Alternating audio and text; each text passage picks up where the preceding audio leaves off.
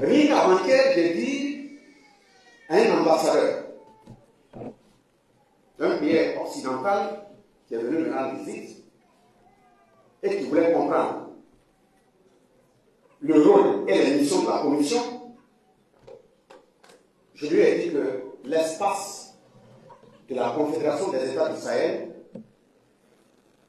n'est pas un espace où on refuse des peuples. Ce n'est pas un espace où on torture des peuples. C'est un espace de conquête de liberté, un espace de conquête de souveraineté, tout simplement un espace sur lequel vivent des hommes et des femmes qui ne sont pas des sous-hommes. Autant que vous êtes avec moi assis sur le fauteuil, si on appelle un biologiste, si on appelle un laborantin qui vient prélever des cellules et on prélève des cellules chez moi, si on entre au laboratoire, si on analyse, on va trouver que dans ces cellules-là et dans les cellules, ce sont les mêmes 2n égale à 46. Pas de question. Maintenant, pour simplifier les 46 là, en français biologique, on dit 46 chromosomes. 2n, ça veut dire, ce qu'on appelle 46 chromosomes là, c'est 46 bâtonnets. Et les 2n là veut dire que dans ces 46 bâtonnets, chaque bâtonnet a son doublon. Ça veut dire si on prend des cellules, et on prend les cellules, on va trouver qu'il y a 46 bâtonnets dedans, dans chaque cellule, des cellules et les cellules. Et chaque cellule a son homologue, représenté 2 fois, c'est ça qui est 46. Je dis, est-ce que vous m'entendez? Il dit oui. Je dis donc, dans ces 46 là, si on prend nos cellules qui permettent de mettre un enfant au monde, on va trouver dans les cellules et les cellules, chaque cellule contient 23 bâtonnets. Donc, vous voyez, et étant donné que nous sommes la même chose en contenu cellulaire, retiens que sur ces bâtonnets-là, ce qui fait que notre teint est différent, c'est que moi je suis dans une zone où il y a beaucoup de rayonnement solaire. Donc, dans mes bâtonnets, ils produisent une substance pour lutter contre ces rayonnements solaires. C'est ça qu'on appelle la mélanine. Chez toi, ce sont nos aïeux qui se sont déplacés de l'Afrique pour occuper les autres espaces. Et comme le soleil ne tape pas fort, ce gréement sur le bâtonnet là a arrêté de produire la substance. Voilà pourquoi tu es venu là. Et mon frère est venu là, bravo à vous, c'est pas à vous qui m'adresse. Je le dis afin que vous puissiez comprendre que d'abord, vous là, vous êtes nos descendants, puisqu'on dit l'Afrique est le berceau de l'humanité. Ça veut dire la vie humaine là, c'est ici qu'elle a commencé. Maintenant, comme le déplacement est naturel pour l'homme, il ne va d'un continent à un autre. Et en fonction de la modification du rayonnement solaire, la substance est soit produite ou n'est pas produite. Ça veut dire, autrement dit, que tous ceux qui sont des variations d'autres teints, c'est pas pour être raciste, hein, variations d'autres teints, je parle de biologie, variations d'autres teints n'est que l'expression de ces bâtonnets qui sont dans nos cellules, soit la substance est produite ou bien elle n'est pas produite. Ça veut dire quoi? Si on dit que l'Afrique est le berceau de l'humanité, ça veut dire l'original de l'espèce humaine, c'est en Afrique. Vous l'avez des photocopies. Pas pour manquer de l'espèce. Si on veut, on rentre au laboratoire et on vérifie.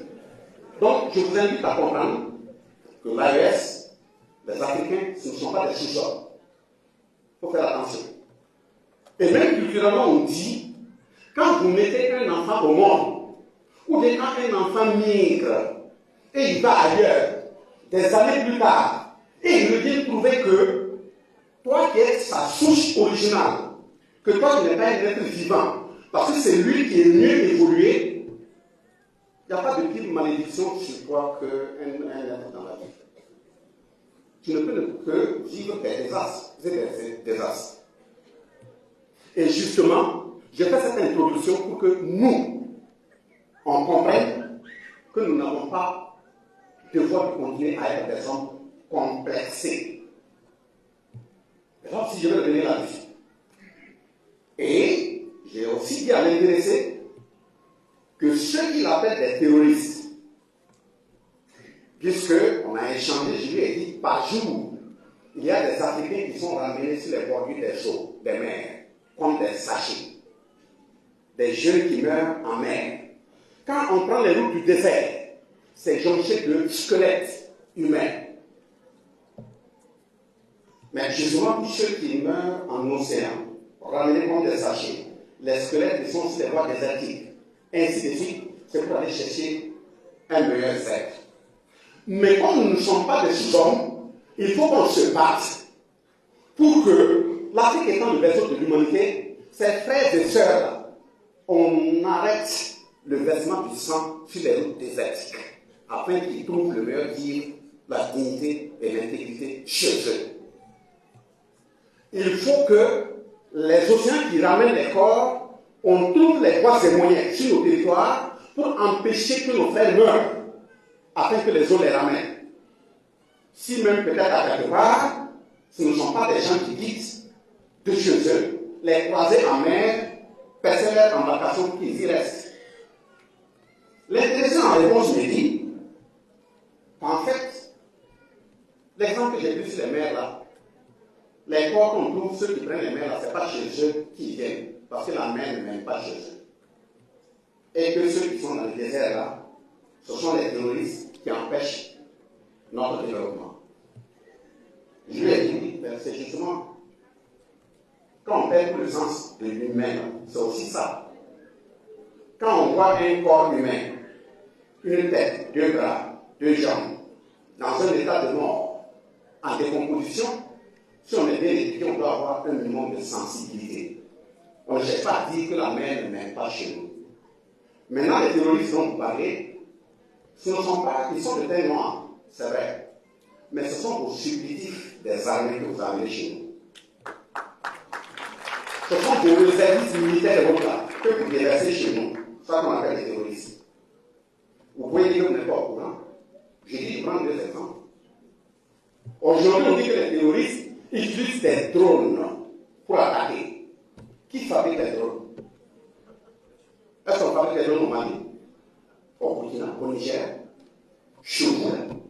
Pour même commander, même un drone civil, les procédures sont telles que tu ne peux pas les faire identifier. Qui est venu les servir en drone? Qui est venu leur apprendre comment on conduit les drones? Je mets cet exemple de côté. Deuxième exemple. L'ambassadeur, un de vos ambassadeurs au Sénégal, ukrainien, a dit que ce sont eux qui ont contré l'armée à Tinzaouaten, l'armée malienne à Tinzaouaten. Entre Bamako jusqu'à l'Ukraine, là, ça fait combien de kilomètres? Ils cherchent quoi dans le désert? Vous pouvez dire que vous n'êtes pas au courant?